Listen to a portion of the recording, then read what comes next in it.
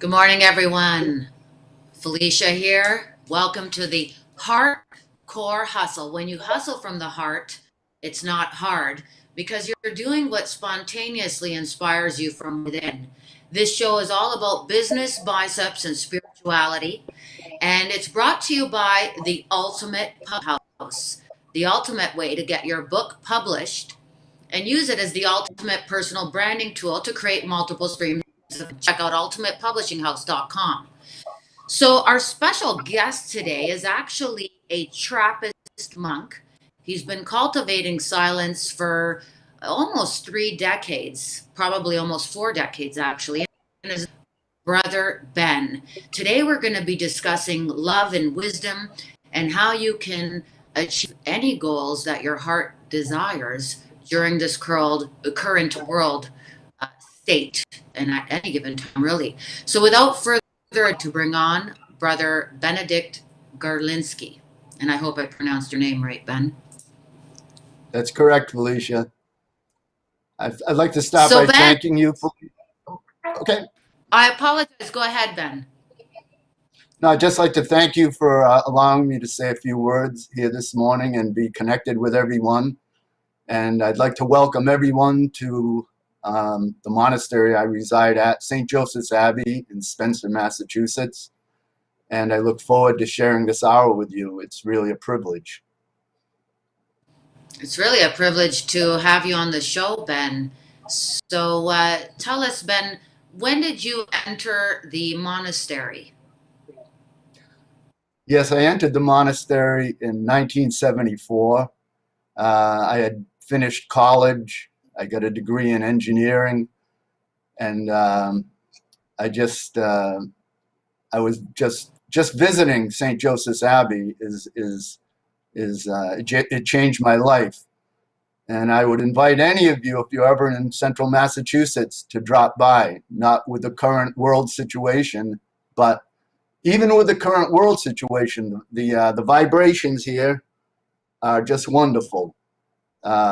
It's just a very peaceful atmosphere here. And it's a type of, I call it a pregnant silence that resides here, not only in the church or in the buildings, but on the entire grounds. There's a deep peace that permeates the entire area. So I would, anytime anyone's troubled and you're in the area, drop by. I hopefully you'll be pleased. I think that I have my good vibration shirt on here. Let's see. Nice. But I think you'll understand what I'm talking about if you ever do come onto the premises. It's a wonderful gift to reside here, and I'm just very thankful. And I've been here since 1974, and I still love it. I love what I'm doing, and so I'm just very thankful. Hmm. As we all Wonderful. know, Wonderful. when we love what we're doing in life, life goes smoothly and time goes quickly. When we hit some of the bumps of life, it slows down a little, and we all hit those bumps. That's right. Hence the name of the show, the Heart Core Hustle. So it looks like you're hustling from your heart, Brother Ben. So, Brother Ben, let's discuss a little bit about vibrations. You know, what I love about you is that there's no judgment. I've asked you many questions in the past about love or transcendental meditation, and you're all for anything that's about love and going towards the light. So, tell us a little bit about what you do every day in terms of keeping that inner harmony and peace. What can one do today, now more than ever, other than meditation and prayer, to keep the inner harmony and equilibrium of within and serenity? Yes, the Trappist monks are known for silence. And so my number one recommendation would be to try to find a little period in your day or a few small periods where you could enjoy some silence. My old abbot, Thomas Keating, used to say that God's language is silence. And what happens when we allow our mental egoic consciousness to take a rest and we just reside in the silence, that dwells within and without, we reprogram our consciousness. Normally, we identify with mental egoic consciousness, mental images, tapes going all the time in our heads, and we also think that that's our identity. But in order to reprogram that, so to speak, we take a nice rests in deep silence. So we start the day very early at the monastery. I personally roll out about 1:30 in the morning, and we don't speak during the night. From 8 in the evening until 8 in the morning, we have silence in the monastery. Up till the late 60s, no one spoke in the monastery. So there were very sophisticated sign language. They could discuss theology and philosophy and relate with each other just through sign languages, just through sign language. But in the late 60s, they lifted the ban and people started to speak and relate. And we had to get a considerable amount of help to help us learn how to relate. And but there was something lost when we lifted the ban of silence, of continuous silence. And so my old abbot, Thomas Keating, he invited some of the masters from the East to come visit us at our monastery, which is a Roman Catholic monastery. But we had a continuous flow of gurus and sages and roshis and dropping by the monastery to help us cultivate silence. And I think a lot of this has been lost ever since Descartes, when he said, "I think, therefore I am." And then we started to identify with the thinking process, which obviously is a tremendous gift, no question. But when we identify with our thinking process continually, then we tend to lose track of the silence. So I do practice meditation early in the morning, and I take a serious dubbing in it later in the day also, and I try to practice during the day. The monastery is set up so there are a lot of areas which are just silent all the time. For example, the church, the cloisters, which are outside the church, the dormitories. No one ever visits your cell in the monastery except the abbot. He can come visit, and he's the boss. So he can come at any time he wants to drop in and visit. But other than that, we maintain silence in the refectory, and there are a number of places we don't speak. And again, we don't speak from 8 in the evening till 8 in the morning. So I cultivate that silence by dropping down below the mental egoic level of consciousness, which we can all do very easily by just sitting and allowing ourselves to be imbued in that silence and to identify with the silence rather than the continuous chatter that goes on in all of our minds. Wonderful. Wonderful, Ben. So can you share with us, how do you cultivate silence in terms of quieting the egoic mind? Let's talk about also me versus you, and how do we ensure now more than ever that we don't do that, whether you wear a mask, you don't wear a mask, whether you believe in XYZ or what have you. How do we cultivate being in that state of harmony and equilibrium and the love mode versus the fear mode? So I know I asked you quite a bit there, but in essence, it's basically being in balance and not operating from me versus you. How do we do that? Yes, great question. I think one of the easiest ways to cultivate that again goes back to the silence. And if we can just sit quietly, we may want to start with 5 minutes, 10 minutes. I wouldn't go over 20 minutes to begin with anyway, of just sitting silently and allowing the stream of words to go by without, it's like a river going by.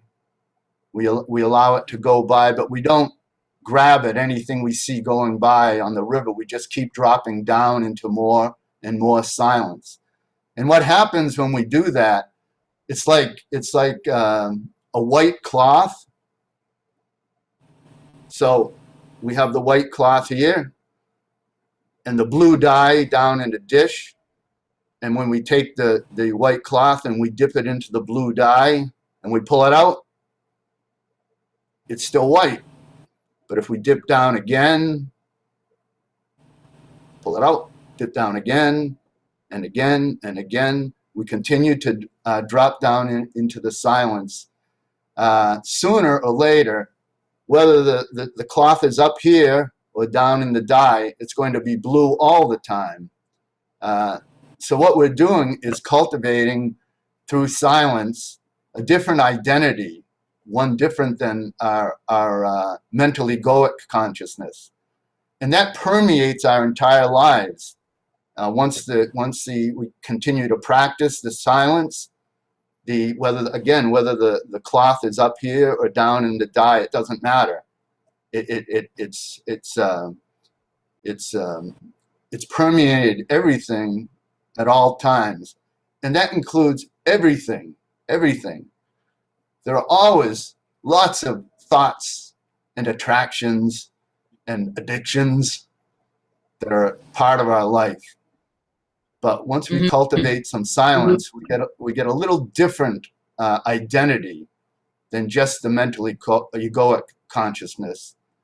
And then we don't do it by effort, we just naturally start to not just identify with our body and our thinking process, but we expand out, probably first to other people, and then we want to expand out to everyone. We want to expand out into awareness, which is unlimited. So we have to let go. That's the trick. Learning how to let go. That's a big part of it. And we cultivate that. It's like a habit. It's a habit. Like all vice is a habit, all virtue is a habit. So we want to cultivate some of the good habits in life to go along with the bad habits we have. Amazing. Brother Ben, I just live. You obviously exude love and wisdom, and I know that you're super humble, and you say that it's spirit working through you, which is phenomenal. I love the humility and the Boston accent to go with it. So tell us some fun facts about you, Ben. Tell us, back in the 60s, who are your top three favorite bands? I know you don't listen to much music anymore, but sometimes you do sing. So tell us your top three favorite bands and your top three favorite books. Just some fun facts. Oh, my top three favorite bands. You know, it's interesting, in the 60s, you could tell where people were at. Basically, from the first indication would be you'd look at them, you'd see how long their hair was. That was a big key in those days.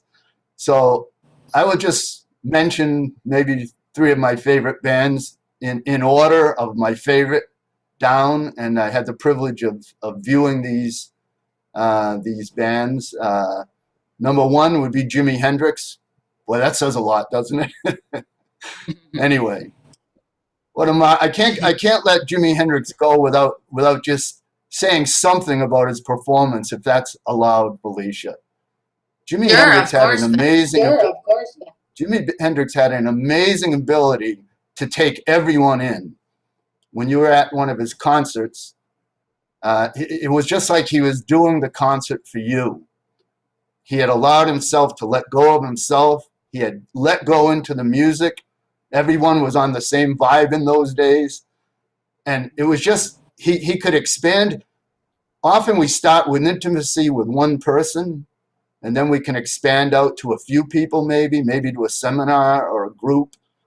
But we continue to expand out. Jimi Hendrix had the ability to be intimate with everybody in the arena. He just had that type of humility. It's amazing to hear it, but if you ever experienced Jimi, he could turn it on. There's no question about that. But he had an amazing gift to take everyone in. Number two group, Led Zeppelin. And I won't get into this too much. I don't want to bore people with it too much. But I had the privilege of seeing Led Zeppelin after they had cut Led Zeppelin 1, and they were still young kids trying to make it. And I can tell you, Robert Plant and Jimmy Page and the crowd, they were amazing. Then I saw them when they had just cut Led Zeppelin 4, which had Stairway to Heaven. So Stairway to Heaven was, excuse me, it hadn't been cut yet, but they were cutting it. And we just sat there when we heard Stairway to Heaven and said, this one's going to fly. So, and then my third favorite band, Jethro Tull, the flute player, Ian Anderson. They gave a wonderful performance. All the performers. How I admire any or all of you that get up on the stage, or even Felicia when she gets involved with, helping all these people. And I always say to Felicia, when you're up on the stage giving a talk at the women's national meetings and those sorts of things, we forget about ourselves then. We forget about ourselves. That's what we want to do. We want to forget about our mental egoic life and just give ourselves completely to the present moment. And so those are my three favorite bands. I have to smile just thinking back. Life is so mysterious. How I ever ended up sitting here today, there's a lot of mystery in life. And of course, my three favorite books, I'd have to start with the Bible, both the Hebrew Old Testament and the New Testament, which interestingly, I never picked up the Bible till I was late teens, early 20s, and had actually had a conversion experience in Quebec, actually at a Taizé encounter. And then after this experience, then the Bible just, when I opened the Bible up, I came back to Massachusetts. I opened up the Bible. I'd never read it in my life. I opened it up, and the words just jumped out at me. I thought to myself, what is this? It was like a living word. So that would be one of my favorites. One of my favorites would also be Father Anthony DeMello's New York Conferences on Awareness. This book really literally changed my life. I was going through a very difficult period when I read the book, and just reading the book, if anyone has access to the New York Conferences, that is just transliterated in the book. The book is not as good as the conferences, but the conferences were poorly recorded. But the book is very important in terms of awareness. And my third favorite book would probably be right now The Religion of Tomorrow by Ken Wilber. I consider Ken Wilber the least known excellent author out there. He's an amazing author. It takes a little concentration. He's not easy reading, but he's a great author. So he understands we don't all have intellects like he does. So he keeps coming around and around. As Mind Candy reminds us, by Felicia Pizzonia, as that book reminds us, it's all about repetition. There it is. One of my favorite. Well, I'm sorry, Felicia. That obviously would be in my top three, but we got don't it be into sorry, number Ben. 4 today. I forgive you. It's a great book. No, It's a great book. I know. I appreciate it, Ben. This is amazing. Let's talk about addictions. People are now more than ever using addictions as a scapegoat for the current world situation, not realizing that there's plenty of opportunities to create if you open up your mind and let spirit or let God or whatever you believe in guide you and just flow effortlessly, just like the acorn has the blueprint to become the mighty oak tree. We have that greatness, that blueprint of greatness within us. So Brother Ben, can you share with us, how does one let go of the egoic mind and let God guide or spirit guide, and try to choose love over addictions, which is a form of fear, to latch onto that, or as Eckhart Tolle says, it's the pain body. So it's getting to that, you have to be careful with any addiction that you end up having a spiritual connection with that substance, whether it's marijuana or alcohol. So how does one break free of an addiction? How can they start, Ben? Thank you. Another great question, Felicia. It's one of my favorite subjects, addiction. And I can assure you it's one of all of your favorite subjects, because to be human is to be addicted. That's just the nature of human beings. However, some addictions obviously are a little more difficult on the nervous system. And so we don't really make effort to free ourselves of addiction. We just watch our addiction without being judgmental. All the effort in the world is not going to free us from that addiction. Now, obviously, one of the great programs going on, and my old abbot Thomas Keating would say this is the best spiritual program going on in the United States, is the 12-step program. And in the 12-step program, we have to admit we're powerless. And we all are familiar with that. We're all familiar with that, with the powerlessness that addiction can call upon us. And we're just powerless. So I think, though, when we think of addiction, there are addictions and there are addictions. We have to remember we're all addicts. And we're all participating in God simultaneously. We don't, there's no one that isn't participating and isn't loved unconditionally by God. Unconditionally. No matter what your addictions are. We're all addicts. And we all want to become free. But St. John of the Cross has a wonderful little story, and he says that if you're a bird and you want to fly, in other words, you want to become free, it doesn't matter if it's a silver thread that's tied around your claw, or if it's a golden chain. It really doesn't matter, because you can't fly as long as you're identifying with your addictions. And we have a lifetime of identity with that. We could go through just a few addictions just to make sure we don't mistake just drugs and sex and rock and roll, etc., with our addictions. Because addictions are anything that we notice keeps running through our mind. We know those tapes. And, we're literally, our identity is literally bliss. I know that's hard to believe, that crazy monk, but we're born blissful. And we will eventually be blissful again. We will be aware of that bliss again, no matter what our addictions are, no matter what they are. Eventually, whether in this world or whatever happens after this world, which is a great mystery, we will be bliss.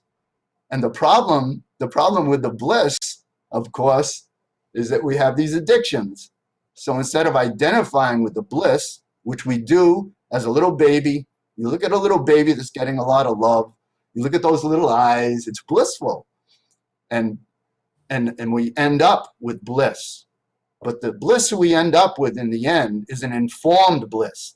The little baby doesn't have a lot of information. It knows mama, and it knows when it doesn't get what it wants, we get a wah!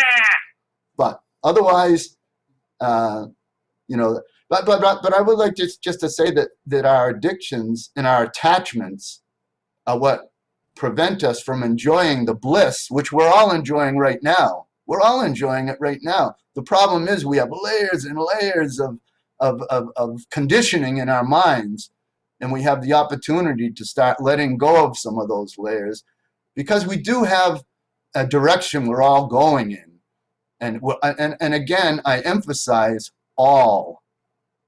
I'm very convinced at this point in my life that we can say God or goddess or higher power, whatever works for us. I'm very convinced of the unconditional love that is that identity of unconditional love for everyone, no matter what our addictions are. Again, I want to repeat. We think our addictions are such big problems. You know, we're all on the way to awakening. We're all slowly awakening. We're not in control of that. We're not in control of that awakening. That awakening is happening. Just the way when you were a child, you identified with mommy and daddy, then you started to awaken a little bit more, and you had your brothers and sisters or little friends. Then you got to be a teenager, and you identified with your body primarily a lot, and boy, if you had a big date at night and there was a pimple, it was a huge crisis. My God, she's not gonna love me tonight, blah blah blah. But we Mm-hmm. notice in our own lives a progression of awakening. And then, of course, after that, we read or study and we start identifying with the mind. Again, we never take anything away from the enlightenment and the tremendous gift that science is to us. It's just, look at the world we live in. It's just mind-boggling. But we have to have confidence that there are no mistakes. That's a very tough hurdle. It's a tough hurdle. It took me many, many years until I can say I was comfortable with that. But that there is a perfect plan for everyone. And as Juliana of Norwich would say, all will be well, and all manner of things will be well. We just have to go through this journey. Whatever addictions we have are custom made for our trip, for our journey. They're just custom made to help us let go. When we let go, we'll identify our true identity. We'll identify our bliss.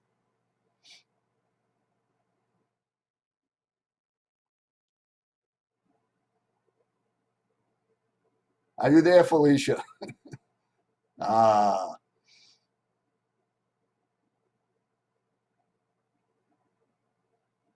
I think we have a little glitch. I'm not sure whether anyone can hear me or not, but maybe I'll just keep speaking until you come back on, Felicia. So yes, this has been a wonderful opportunity. Oh, there we are. Are you there, Felicia? Okay. This has been a wonderful opportunity just to be alive. You think of what a gift it is to have the gift of life. And every day, I wake up every day, I'm just so thankful. And I have a mother that's 92 years old now. I visited her recently. She's on the walker, just going along very slowly and realizing that she's coming close to that bliss. It's it's very interesting to see from childhood the entire journey and the memories that we have from our youth that that that help us, that reassure us that somehow we're on this evolutionary journey toward God. I'd like to say a few words about the different, when Felicia mentioned the non-judgmental aspect of the journey. I think that's very important because as a professional religious and someone who was brought up Roman Catholic, I'm very aware of the prejudice we all have, and it's a wonderful gift to identify with one religion or another. But I think at this point in our journey, we have to be very thankful that we don't need to be as judgmental. We don't need to try to one up the other religions. If we're moving toward light and goodness, I think we're moving in the right direction. If we're moving toward darkness and addiction, it only means we're going to have to hit bottom before we wake up. But we have this great opportunity to wake up in this incarnation, in this life. So I assume you're still not available, Felicia. So I'll just keep prattling on. So Brother Ben, Felicia is asking about the evolution and how this is bringing forward evolution to the current economic state. Did you get the question? She's still trying to Could connect you here. Okay, I'm could you gonna speak say a it little again. louder, Matt? I Yeah, couldn't quite understand. It's about evolution and how this is bringing forward evolution in the current economic state. Yes, in the pandemic state, I assume that's what she's speaking Yeah. of. Mhm. Yes, I think the first thing we have to say is that evolution is going to go on. Uh, you know, no matter how we behave, evolution may go sideways a little bit for a while, but we know that it's going to go on. And just like in our own personal lives, uh, as we evolve, also, so is the universe evolving. Uh, but oftentimes in our own lives, in order to evolve, we have to hit some challenges and some difficulties. And right now, I think the human race is having quite a challenge, which we will get to the other side of. I have no doubt about that, and we will continue to grow. But I think this is an opportunity. We have to. We see the dark side of this challenge. We also see there's a bright side to it. There's a dark side and a bright side, or a conscious side and a shadow side. And I'm not equating shadow with darkness, but I'm saying that those two energies are with everyone, including the universe. Um, and I think that evolution is simply going on, and it will go on, as we know from the Big Bang. If the Big Bang is it's very, I love science. It just amazes me. 30 years, 40 years ago, 50 years, Big Bang was the story. Now, there's the M factor and the string theory and all sorts of interesting insights that we've attained from science. But we have to have confidence. We have to have confidence that there's a force that's inviting us to evolve also. Oftentimes in our own lives, we don't go forward until we really hit a big challenge. And when we do hit a challenge, then we oftentimes will let go. And so if we look at the upside of this world pandemic, there are possibilities there. There are possibilities that we will learn to appreciate smaller group encounters, smaller intimacy, spend more time with our families, um, perhaps have some time for silence, perhaps put our trust in the whole evolutionary process. And of course, in my own case, because I do have faith and I do believe that everything is happening for a reason, that we will go ahead and we will let go when it gets bad enough, just like in our own lives.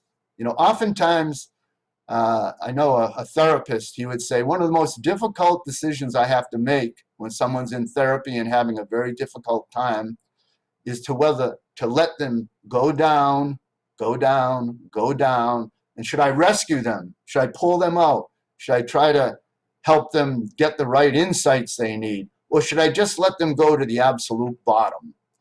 Because only when we get to the bottom in our lives do we let go. And in order to evolve, and in order to grow in consciousness, we have to let go. My old abbot Thomas Keating used to say, it's all about letting go. And so we have to have confidence in the process that the present world pandemic is a part of what it's just lessons we're going to have to go through, just the way we do in any relationship. We have to learn lessons. We have to learn to relate. Maybe we need to learn how to relate more with silence.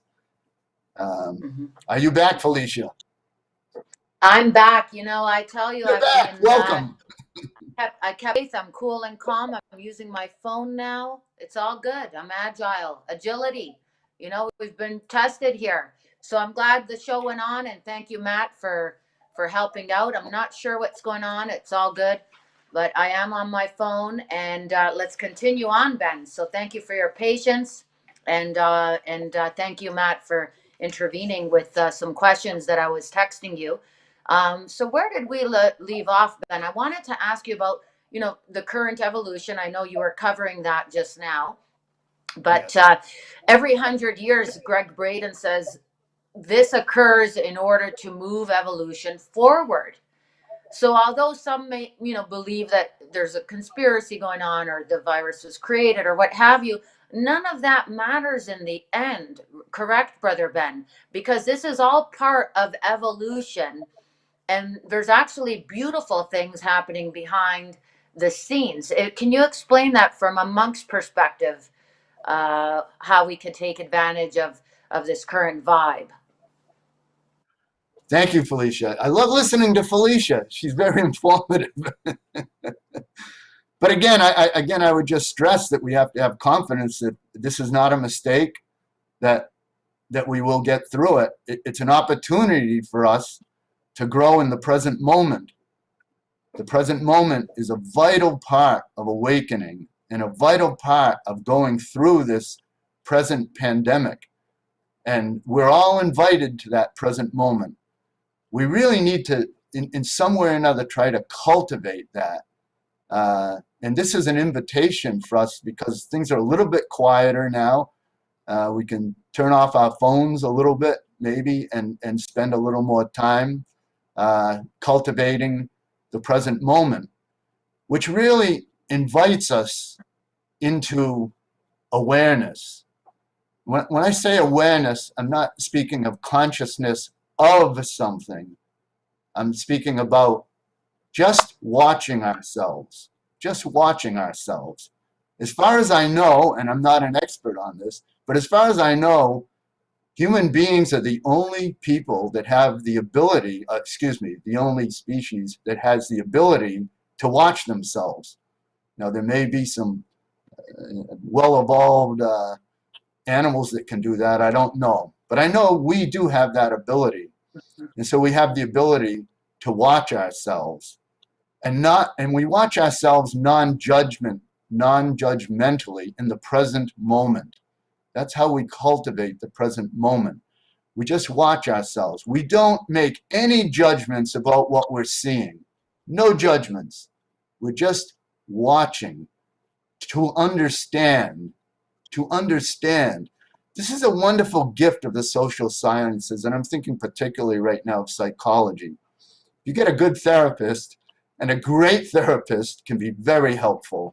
I always tease people and say, if you can afford a therapist, trust me, you need one. They can help you move ahead. And why would a therapist help us? Because they help us understand. If we don't understand, we just go round and round and round. The same old tapes keep running. If we can understand, we can change. So I think we have a real opportunity when we can watch ourselves non-judgmentally.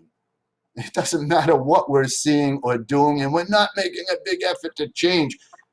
Everything will change in its way and in its time. All the effort in the world is not going to do it. That doesn't mean don't make yourself available to the 12 steps. Certainly use every tool you can to become free.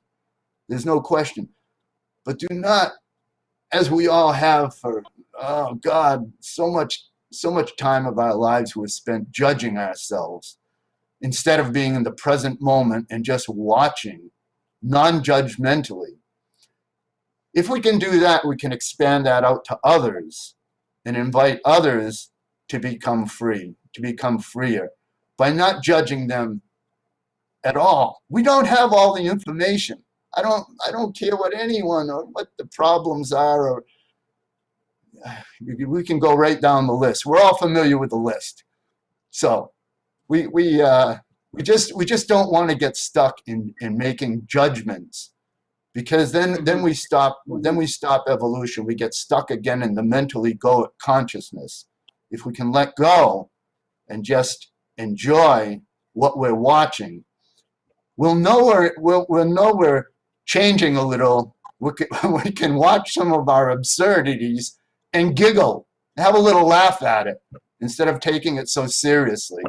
And when we're young, my God, oh my God, there's sex and drugs and rock and roll and all our other whatever, and then we have that. Then we all have all the super ego running strong, and we have all the parental guidance, and we have all of our. We have to know where we were conditioned. It's a wonderful gift to understand where we were conditioned, and we start with the family. You know, family is nothing like family. Where would we be without family? And we're all looking for that. We're looking for that level of love. But we also have to continue to expand out from the family. And we're always invited to that. We're always invited to continue to learn where we were conditioned by our education, by our religion, by our culture, by the internet, by our TVs, or whatever people do these days. The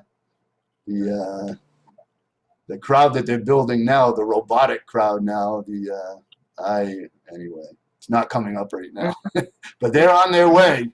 And I do, yes, I do also think that they, you know, if we can have any boundaries with this, it's developing now with the robotics and the intelligence, they could be a tremendous asset to our evolution. And that's not something in the future. That's happening right now. I can assure you, here in Massachusetts at MIT, the lectures are jammed right now. So within 20 years, these robotics will have feelings and emotions. So it's out of the gate now. But as Stephen But they Hawkins, won't have a soul. Excuse me, Felicia? Sorry to interrupt you, Brother Ben, but the robots will not have a soul, and they will never replace humans. There's a difference. They can still be very helpful, though. They can still be very They will be helpful in helpful for sure. our evolutionary process, because their intellects are going to grow exponentially. So the question is, as Stephen Hawking said, where's the control factor? I think Bill Gates was also interested in that, and a lot of different people are interested in that. You know, how will we control these robotics? Okay, Yes, Felicia. yes. Ben, I wanted to, sorry to interrupt you, but I wanted to go back a little bit in terms of a therapist. You know, a good therapist would give you a few sessions. If it can't be done, as Dr. John DeMartini says, in 3 sessions, then you need a new therapist, because you end up becoming codependent. I feel, in my humble opinion, that the best therapy is to understand the tapes that are created, as you call them, tapes, which is the programming of the subconscious mind that begins in the first 6 years of life through society conditioning us, get a good education, retire when you're 65, or your family's conditioning, which is not their fault. They're operating at the level of awareness and wisdom that they know. And so what we want to do is recondition, perhaps read the book Mind Candy and get the Mind Candy journal, by upgrading the software in your mind and using affirmations, incantations. And what I love is transcendental meditation, TM, to transcend and literally rewire the subconscious mind at a transcendent level. The other method is the drdemartini.com method, where you take a memory that's occupying time and space in your beautiful mind and neutralize it through writing a list of the benefits and the drawbacks of that memory, because nothing is in the way. Everything that happens is on the way. And when you find the benefits and the drawbacks and the opportunities in that memory, or whatever you so-called perceive as bad, because nothing is good or bad. So if you actually use it as a massive stepping stone to the next level, it actually will not occupy time and space in your beautiful mind, and it will quite literally defy the aging process, which is an awesome opportunity. So on that note, Brother Ben, can you tell us, how do you find, for instance, you're in a monastery day in and day out for several decades now. Do you ever get bored or feel that you want to be out and about in the world and see the world and hang out with other people rather than the same monks, which are phenomenal? I got to meet 8 of them. But what I'm getting is, doesn't it get a little mundane, or how do you feel being there? Do you ever crave to be out and about in the real world, if you will? I love to travel. What can I say? What a gift travel is. What a great, you want to see how you're conditioned? Go to a different culture. Go somewhere else. And you think reality is all residing in your culture and your conditioning. Go to a different exotic culture, and you can very easily see that how conditioned you are to thinking that your culture is the culture and the only culture. And I'm not being judgmental of our wonderful country. However, there's a big world out there. There's a big world out there. So yes, I think I've mentioned this before to you, Felicia, but boredom is not really a question of not having company or not having input. Boredom is really a question of lack of awareness or lack of consciousness, because we're always aware. We're always aware 24/7. We're born in awareness, but we only slowly can cultivate that awareness.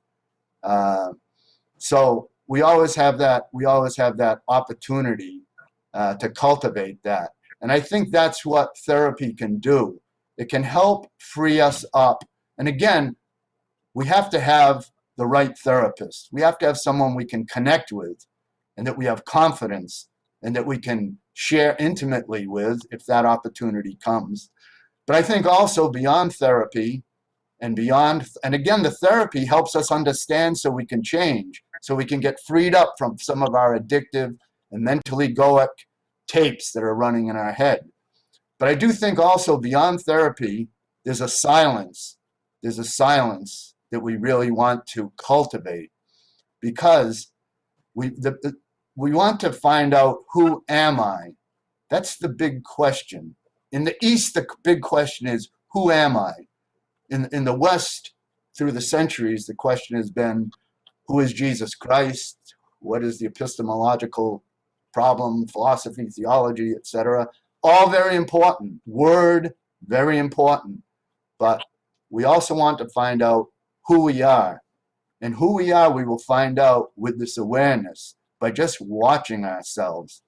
And non-judgmentally, that's the trick. That's the trick. We can't take ourselves too seriously. We're not in control, as they say in the 12-step process. So yes, Dr. DeMartini has written some wonderful books, and I love his phrase, equilibrate. In other words, there's something, we live in a paradoxical world. Every one of us has tremendous light and tremendous goodness, but we also have a shadow, as does all of our families have that, all of our businesses have that, all of our monasteries and religions have that, and our culture, our countries have that. And so but when we equilibrate, we don't just identify with one or the other. We realize that life is a process of ups and downs. It's a little bit like when you're a youngster and you fall in love. What a wonderful! You have a big crush, and morning, noon, and night you're thinking of your girlfriend or boyfriend or transgender friend, whatever it is these days. We have a wonderful crush on that person. It's very similar in the spiritual journey that I'm talking about. When you first come to the monastery, it's like you have the most amazing crush you could have. Everything is blissful. Remember those first dates, the first kiss, etc.? It's just bliss. However, as time goes on, if that's going to become deeper and more selfless, we're going to have to go through difficulties. And I think that's what's happening again in the world pandemic situation. We're going through difficulties, but it's inviting us to more freedom and further evolution. So. Wonderful, wonderful, Ben. Thank you for that. Ben, can you touch upon the situation with me versus you and identifying a feeling? Let's say someone gets angry, and lately people use the word that they're depressed or they're sad or they're angry with their governments or what have you. So how do we neutralize that anger, if you will, and understand, like, I cultivate and practice awareness. And as much as I speak for a living, because I do speak at least 10 hours a day through presentations and publishing books and so forth. And I do like, believe it or not, my mom doesn't believe this, but I do like to remain silent and let the angels speak to me, if you will, or whatever you want to call it. Let the spirit guide me. So what I would like to know is, how do we tame, claim, and name a feeling, as you say, rather than saying, I am angry or I'm depressed? How does one realize, okay, that feeling is visiting, and how could we easily implement that so we don't identify with these feelings and make it disturb our inner harmony of serenity and peace? Thank you, Felicia. we, we, we had a sex therapist come to the Abbey every year for many, many years. And he started out with, he was a Marist brother, and he would talk about sexuality with us, with the monks. So this is not a time to be naive in this world. There are serious consequences for any sort of going beyond the boundaries. But again, we get back to psychology. He was also a psychologist and a therapist, and a wonderful therapist, I might say. I would go to visit him morning, noon, and night when he would come to the monastery. But one of the tools he taught me and taught us, taught the community, was to learn how to read your feelings. And as he said, to become literate with your feelings, just the way people become literate with reading. This is an opportunity to become literate with our feelings. And he started by saying, most people, and that is a judgment one way or the other, I don't know that, but that's what he said, are illiterate when it comes to reading their feelings. So he gave us a very simple program for that, very simple. It rhymes, it's very easily. He said, it's a 4-step program. I hate when people say, I'm going to give you 4 steps, but we'll just briefly hit these 4 steps. First step was name the feeling. So in other words, you become conscious. You become conscious you're having a feeling. You know, we can be living life so fast, we're not even aware that we're having feelings anymore. We're just riding with it. We're going with the flow. And in that process of life, that's fine for that part of the dance, okay? So we name it. We become aware that we're having feelings, okay? We claim it. That's a tough one. No matter what feeling we're experiencing, it's our feeling. We don't have a right to try to control or be rude to anyone. We claim the feelings. We claim the feeling. It's my feeling. I'm experiencing my feeling right now. I'm experiencing the feeling that is present to me right now. So now I've named it. Now I've claimed it. And the 3rd step was to tame it.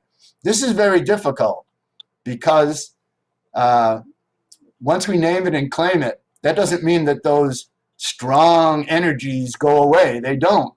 But what we want to do is wait. We name it, we claim it, we tame it means we wait.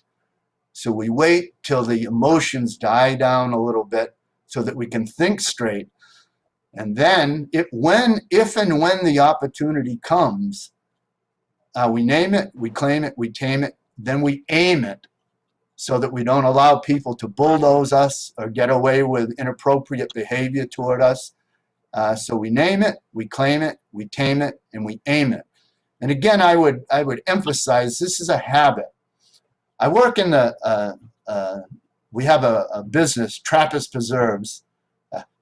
We make jams and jellies, and we have maybe a dozen people work in the plant, all sorts of characters. You mentioned depression. We have people struggling with depression.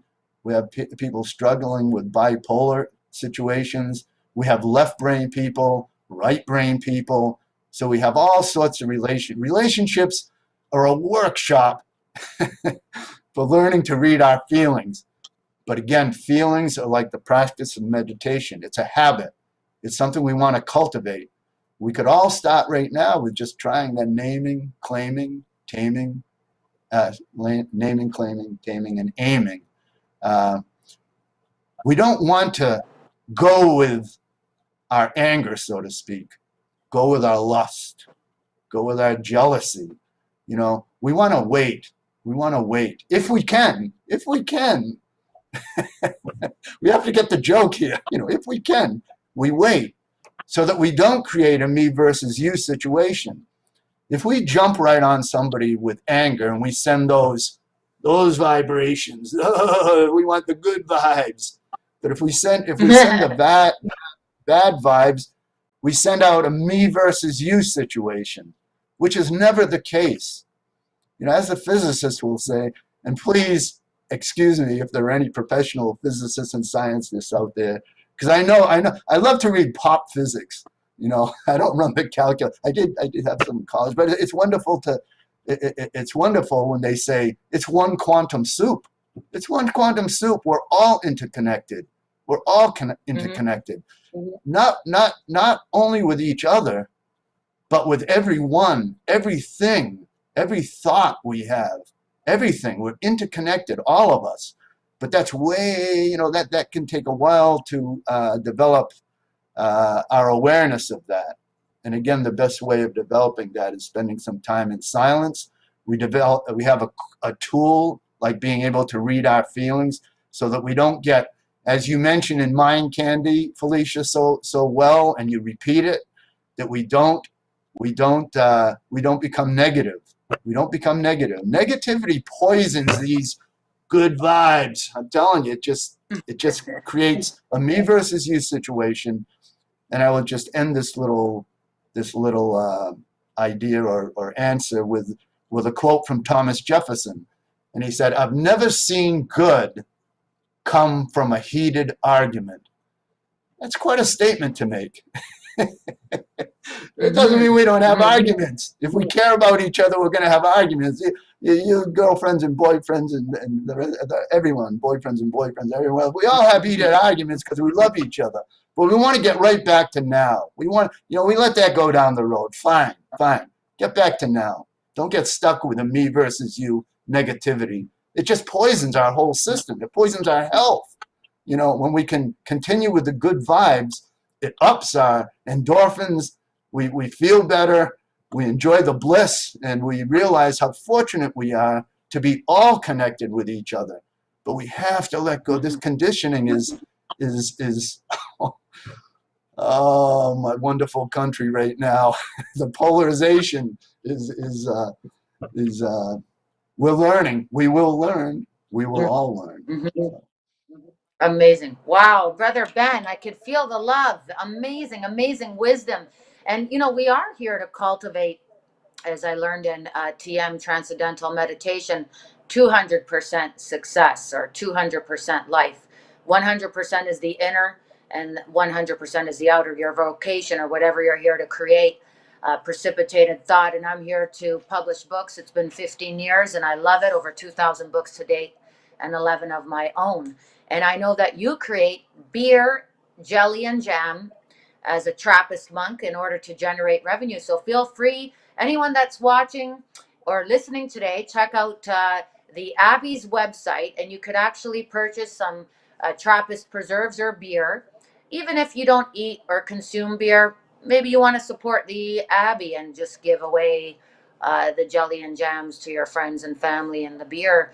Or maybe you want to consume it. Either way, it's up to you if you want to contribute. I mean, Brother Ben is a phenomenal soul, as you can see, and he's spent an hour cultivating or sharing wisdom, rather, which is very rare for Brother Ben or any of the monks to be on a video podcast of this sort. So truly, truly grateful for having him on here today, Brother Ben. So, Brother Ben, before we conclude, is there anything that you would like to share with the world?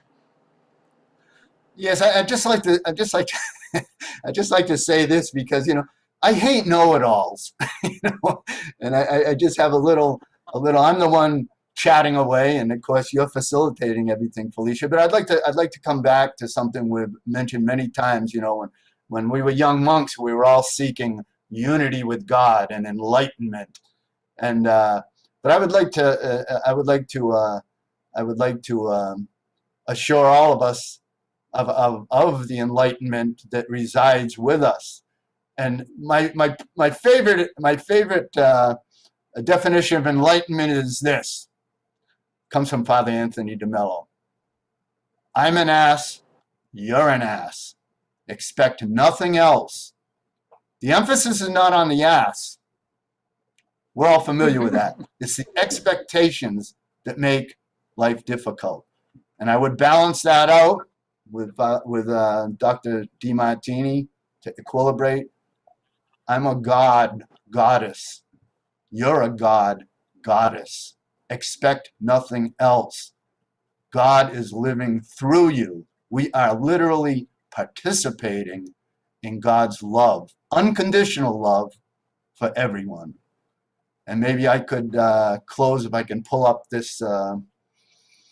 This was a quote from.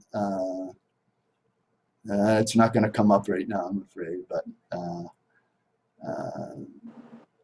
yeah, well, the aging process is on. It's okay. No, I'm no, just no. watching it. All right. Thank you so much, Amazing. everyone. And thank you so much, Felicia. It's been a real privilege and a delight to share and connect with all of you. I promise you my prayers, and I assure you, you were all prayed for this morning before you woke up. I was up very early, inviting you all into our heart. Thank you. Amazing. Thank you, Brother Ben, and thank you to the St. Joseph Abbey as well for allowing you to be on the Heartcore Hustle. We thank all of you for joining us. Check out the Abbey's website, and thank you all, and I hope you have a beautiful day, and I wish you the best and success in all aspects of life.